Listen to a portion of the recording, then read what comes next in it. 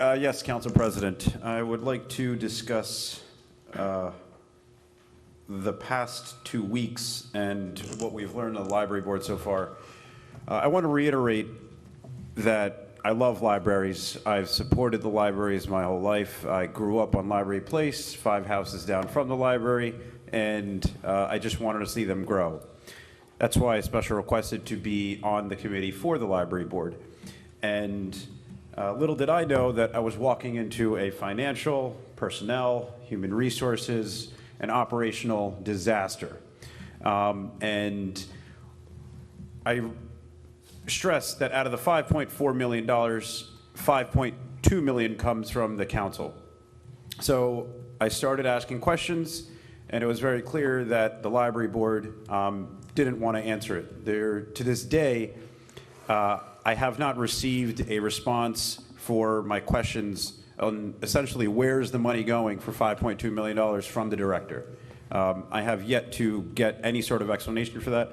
And there's 2 trustees here that have also been copied on these emails that we just don't have answers. And what I have identified is that certain things have been violated. I don't know if I'm allowed to go into detail.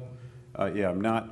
So, Just to be clear, I'd prefer that, we for at least for the current time, just, leave people and Sure. specific issues out of it and just generally discuss the concerns, and then we can deal with it as we need to going forward. Sure. So I won't go into detail, but in short, the library board finances have run amok, and it's something that we are looking to address, and I hope to do that. Thanks. Council President. Yes, Councilman. I have to tell you, this whole library situation seems to me surreal because, I've been here for a while, and the libraries we've always been very proud of, and they've operated very well. It was always a very good thing. The library was a good thing.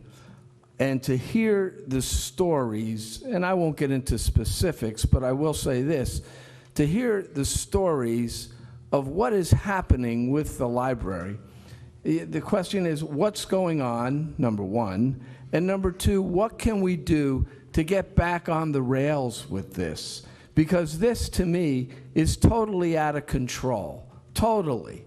A council member asks for financial information and he's refused. He has to go and get an Oprah to do it. We come to the point where we withhold money for operating expenses because we don't really know what else we can do to keep a situation that is out of control. And that was 2 weeks ago. In the last 2 weeks, in my opinion, it's gotten worse. I'm getting emails and text messages, and I simply cannot believe what is going on. And I'm hoping that we can somehow find a way, and I'll deal with our counselor, our lawyer here, on what practical steps can we take to stop whatever it is that's going on. I say it's surreal, and get back to normalcy with this, because what's going on isn't normal. It went from somewhat unacceptable to totally unacceptable.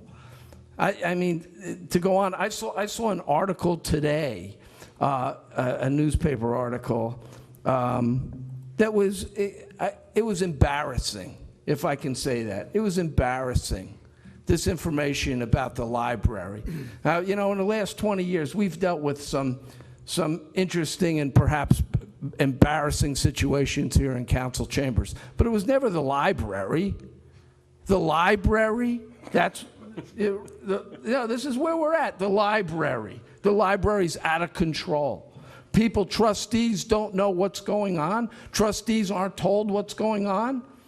People are hired and fired and all kind. To me, it's baffling.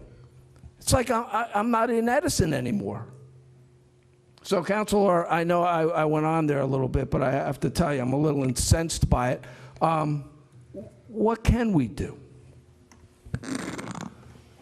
There's a number of things you can do. I think one of the things, just practically speaking, and I think you kind of hit the nail on the head.